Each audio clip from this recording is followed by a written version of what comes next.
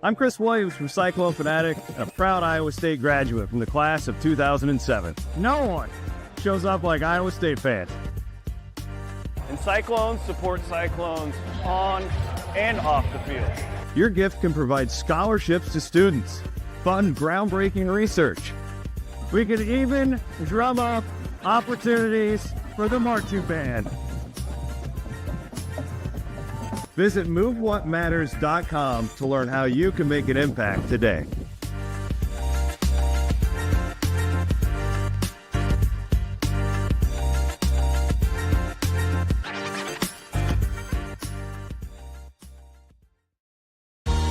Keen Project Solutions, a modern engineering and construction firm, embracing technology, establishing industry-leading systems and processes, and delivering reliable results to our customers. At Keen, we are passionate about inspiring our team and our customers to achieve great things, offering the highest quality services as an industrial contractor to deliver turnkey projects.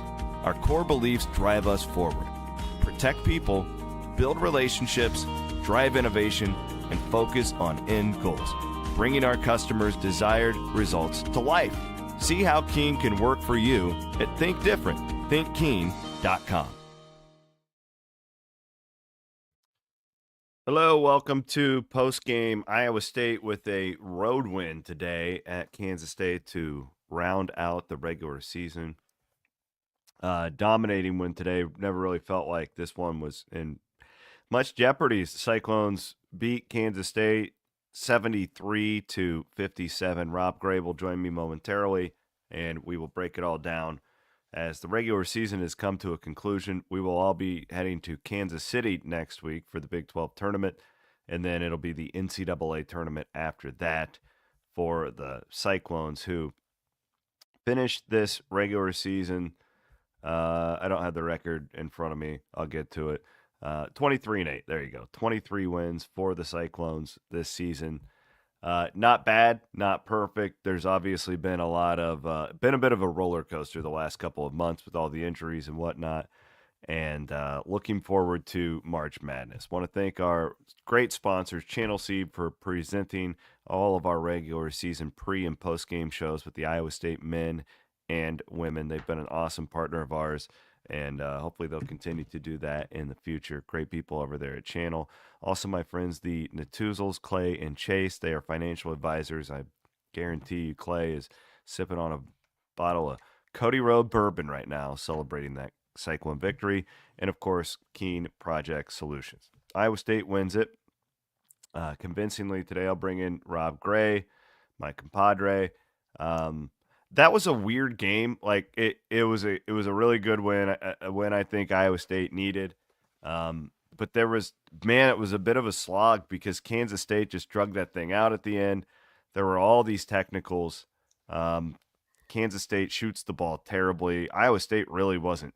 It's not like Iowa State was brilliant. I even think that was Iowa State's best defensive game. But nonetheless, the Cyclones were just a lot better. And you look at those teams and you go, that is an entirely different Kansas State team than the one that showed up at Hilton Coliseum earlier in the season. And I think Iowa State's better too.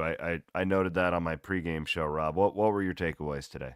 Yeah, that Kansas State team that came in and thumped Iowa State at Hilton, similarly on a 2-game win streak, still had hope for the NCAA tournament, things like that. This team didn't, even though it came in with 2 straight wins, and you could see it.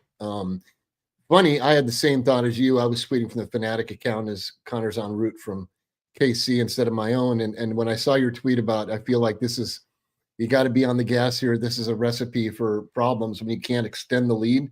When K-State couldn't score, I had the same thought, but Iowa State just was locked in enough defensively. 22 to 6 points off turnovers, jumps off the page. Their first 7 forced turnovers netted 14 points. So you talk about efficiency in that area. That was perfection. I mean, Keyshawn Gilbert out again. Curtis Jones steps up, finally misses a free throw, goes 11 of 12. But to win wire to wire against a team on senior night or senior day, that, there's obviously bad blood there. You couldn't ask for anything more than that to close out the regular season.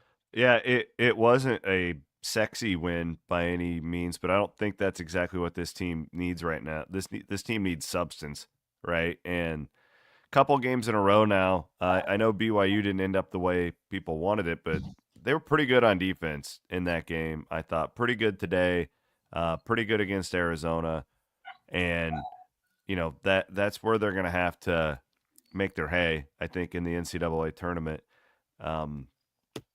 So that was good. The other thing, kind of the note I took, was the Curtis Jones thing, 24 points, and it looked more like the guy, like that Arizona State game, right, where he just kind of went out and won it for you.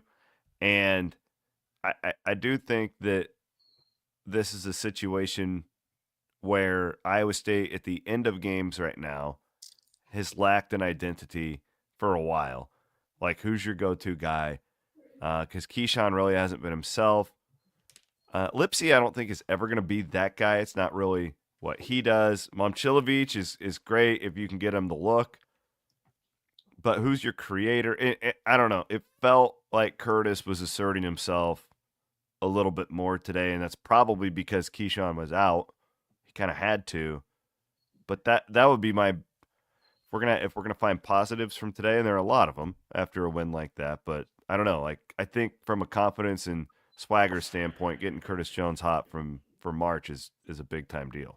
Yeah, there's no question. I mean, if you're going to make a deep run in any kind of tournament, you need a guy you can draw up plays for. We need a basket now. It can't be, it's great that Iowa State gets 4 guys in double figures all the time and all that, but it can't be, maybe we'll go here. You've got to have a guy who is the guy. And Kurt is that guy. I think Joshua Jefferson is that guy, still a little bit loose with the basketball, but he's also tasked with trying to really force it into the paint there. And sometimes that is trying to go in between 2 guys. And, he was really good today battling foul trouble, 14 points, 6 of 10 from the field, hit his only free throws. Kurt struggled shooting the ball, and I think he's still getting his legs after the walking pneumonia out. I mean, even though he was able to play, that's not something, ask our friend and colleague Travis Hines, that, after a few days, you're 100% with. So he is, I think he's going to be that guy going forward with Jefferson being his 1A. And I think we'd be remiss without shouting out Deshaun Jackson today. Yeah, I was going there next. Absolutely. Asserting himself right away. He's not getting the boards necessarily, but he's blocking shots. His defense was fantastic today. His offense, 3 or 4 from the line. That's exactly what you need from Deshaun Jackson going forward for Iowa State. I think we could throw Chatfield into the mix too. Really good minutes again there. He doesn't necessarily get the box score numbers as much, but really everybody who played today I thought was pretty good. Milan didn't score great, but still pretty good defender that he's turned himself into. Heisey continues to he really is, Rob, one of their best all-around players right now, which is fairly shocking if you remember the conversation that we were having a month and a half ago. But Heisey was 7 points and 7 rebounds, and he's their best on-ball defender when Keyshawn's not out there. Yeah, and 3 steals. I mean, yeah, Deshaun with 3 steals as well. I mean, it might be nitpicking here, but Heisey has been unusually shaky at the line, I feel like. And I think he's a great shooter. I think that's a concern. I mean, okay, you shoot 2 technical free throws, you miss them both. But I feel like his percentage has not been great throughout the season. I feel like that's the only chink in his game, in his armor, so to speak, because, again, hits the board so well. He's starting to shoot the 3 ball really well. His driving ability has really come to the fore in recent games, recent weeks. So he's giving you everything. I'm just a little bit cautious of if he's going to get to the rack and get fouled. I wonder if not shooting as well from there is in his head a little bit. But that's, like I said, nitpicking, because he is he's a force right now. And who knows how close to 100% Keyshawn will get. Hopefully very close. But he's going to be leaned on. And, I think he's going to continue to deliver with that small caveat of, hey, Scott, my dogs are going crazy for some reasons. Don't worry about it. Dogs. I feel you there, brother. He's got to shoot a little bit better from the line. let's get to the story of the day, which was Keyshawn Gilbert sitting out. It feels like I explained this in pregame. I'll do it again here for people who didn't watch.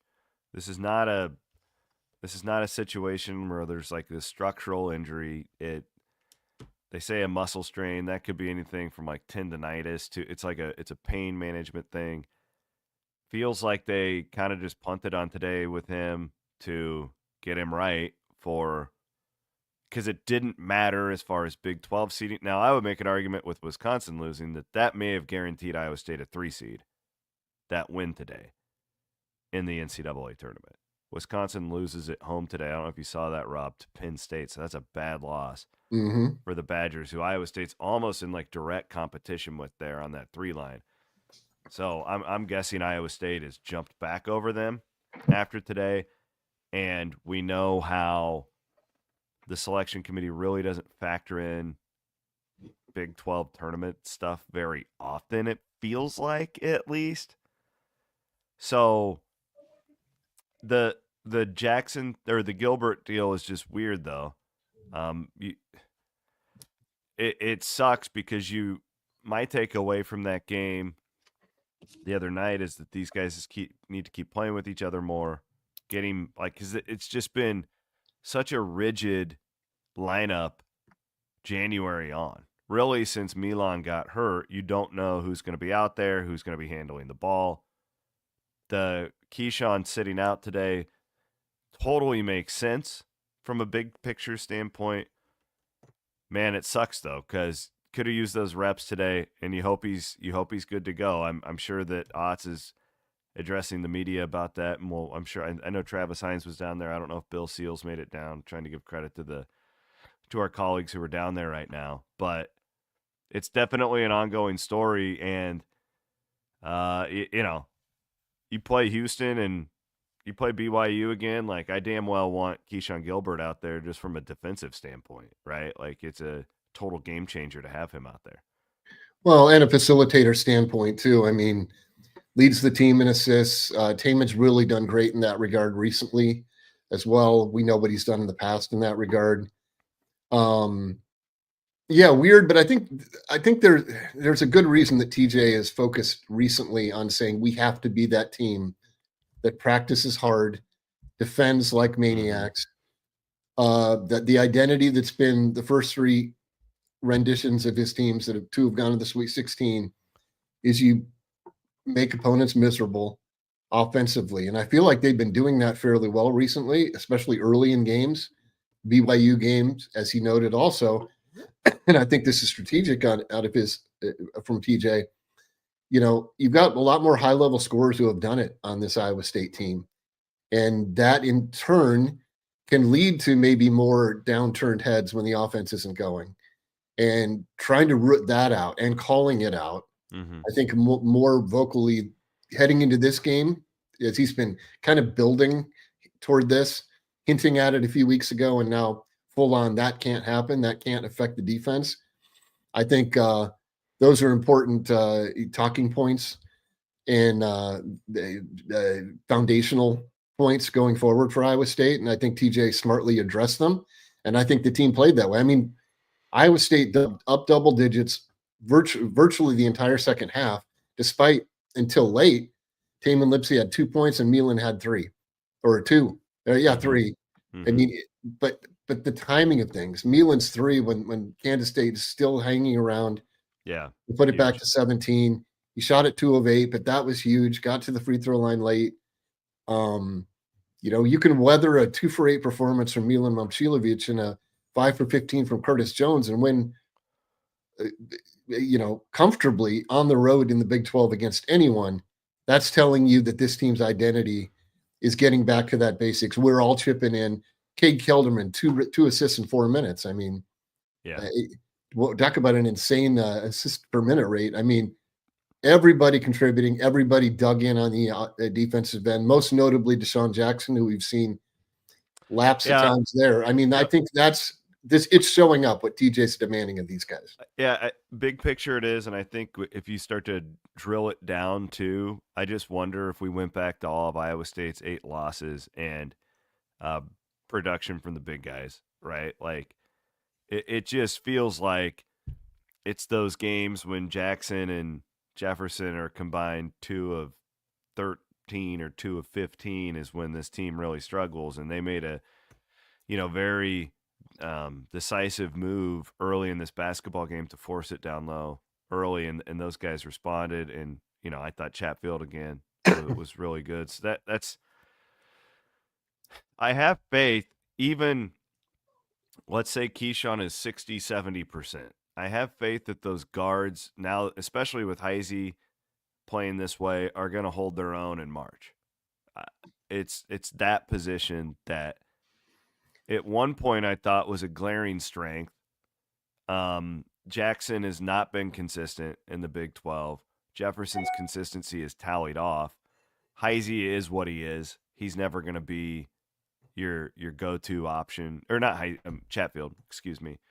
But he's at least consistently that third guy now where you can rely on him to do that.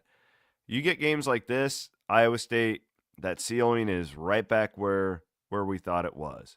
But that I don't know. That's kind of my takeaway. It keeps coming back to Jackson and Jones. It's like when this team was playing its best basketball, Curtis Jones was the guy you saw today. So this was a step in the right direction. However, I will not overreact to it. Kansas State, I think, is checked out. Certainly felt like that. Like this was a step in the right direction, though. Give Iowa State credit coming up off the deck after a tough 2 overtime loss, down one of your best players. No way you can take anything negative away from today, I don't think, other than the Gilbert thing, but they still won without him. Yeah, I agree. And I'd like to highlight again the impact Joshua Jefferson has had on this team all season. And I think the oversized impact he's going to need to have on the team as the postseason looms. I mean, he's so good at so many things. Hit a couple of threes. Hit a couple of threes today. He's gotten a lot better there after a shaky start.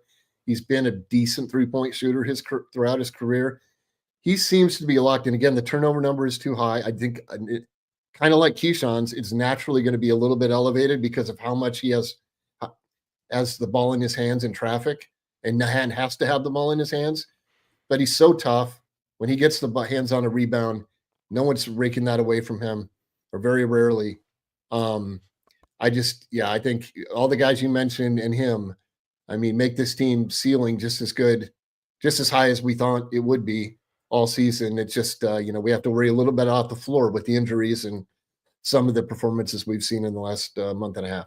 Well, long stay in Kansas City, hopefully, coming up. Do you buy into that? Like, because I get asked that all the time, and I'm always win as many games as possible and go in hot.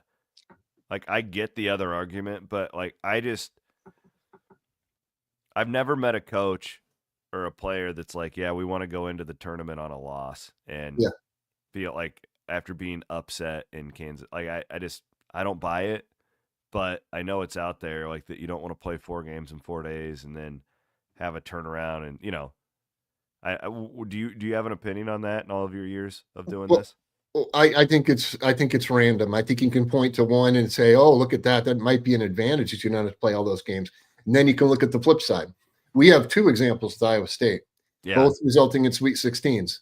We have year 1, Terrence Shannon and his frosted tips gloating after Texas Tech just humiliates the Cyclones in their 41-point performance.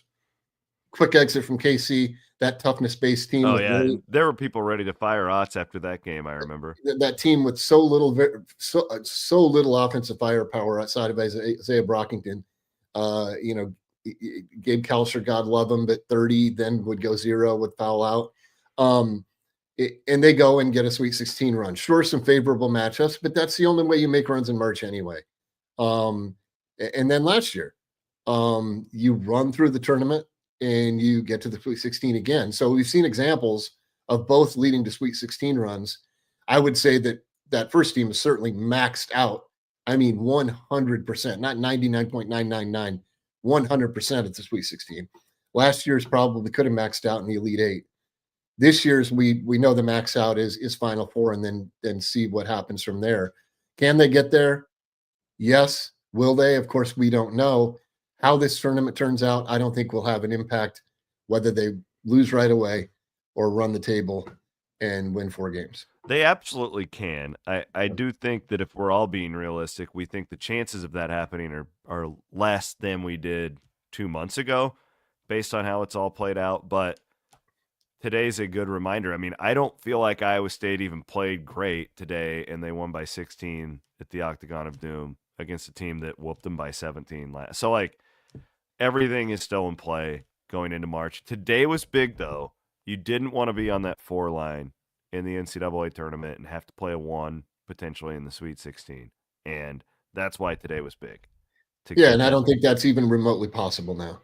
No, I mean, I even think you're locked in as a 3 seed. Yeah, even if you lose right away. Now the flip side is, could you possibly work your way up a seed line? Well, remember, also looking back to last year, obviously Houston was down some guys in that game, but to pound them in the Big 12s and to not see Iowa State's seed affected, and then all that narrative coming in of, the non-conference scheduling, remember all of that?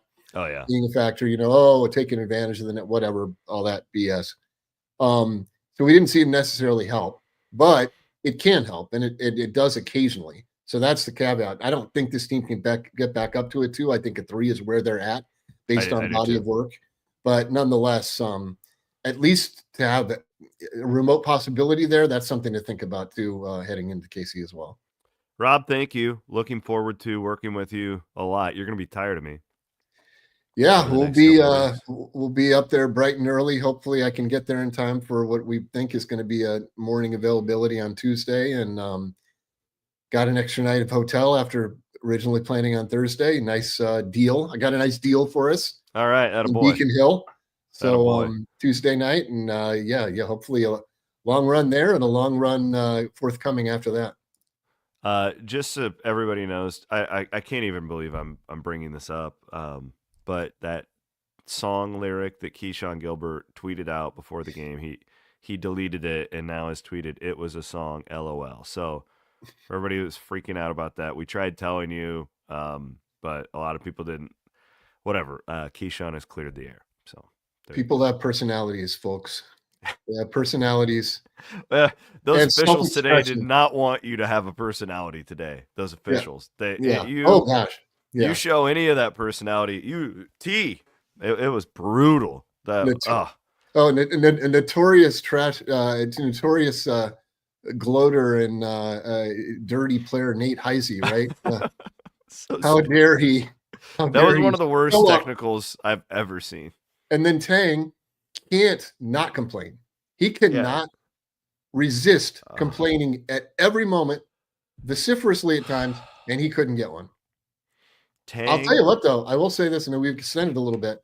I thought that game on balance, crazily enough, when I saw the Ken Palm ratings of the officials and we had those texts and all that, I think on balance it was, I don't know if that's sad to say, one of the better officiated games in recent weeks. I really do.